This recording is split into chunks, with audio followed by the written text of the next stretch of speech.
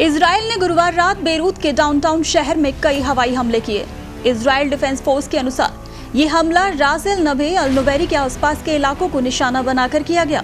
इस हमले में करीब 22 लोग मारे गए और 100 से ज्यादा लोग घायल हुए।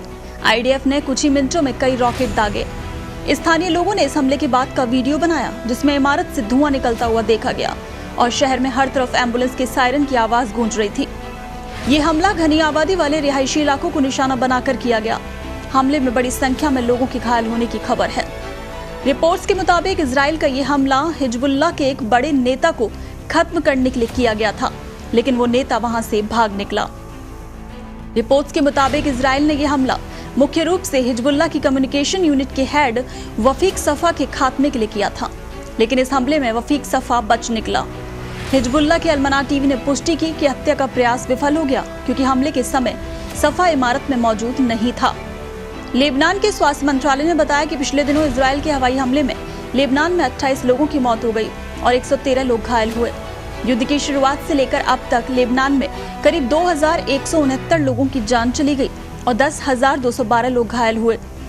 रिपोर्ट के अनुसार इस हमले में हिजबुल्लाह के संपर्क और समन्वय इकाई का प्रमुख वाफिक सफा टारगेट पर था। आईडीएफ दक्षिणी लेबनान में हिजबुल्लाह आतंकवादी ढांचे के खिलाफ ग्राउंड लेवल पर छापेमारी कर रही है। इस छापेमारी के दौरान आईडीएफ ने हिजबुल्लाह आतंकवादी ढांचे को नष्ट कर दिया, साथ ही हथियारों को नष्ट करने की भी खबर है। सैनिकों ने लगभग 800 सेना जैकेट और सैकड़ों हथियार बरामद किए। छापेमारी में ग्रेनेड, विस्फोटक, AK-47 जैसे हथियार बरामद किए गए हैं। सेना ने नागरिक के घरों के अंदर रखे हथियारों के बक्से पाए, जिनमें गोला बारूद और एक कॉर्नेल मिसाइल लॉन्चर रखा गया था। इसके अलावा दर्जनों तैयार मिसाइलें थी, जो गैलिली में इजरायली समुदायों को टारगेट करने के लिए तैयार थी। आईडीएफ ने गुरुवार सुबह लेबनान में संयुक्त राष्ट्र शांति सैनिकों पर गोलीबारी की।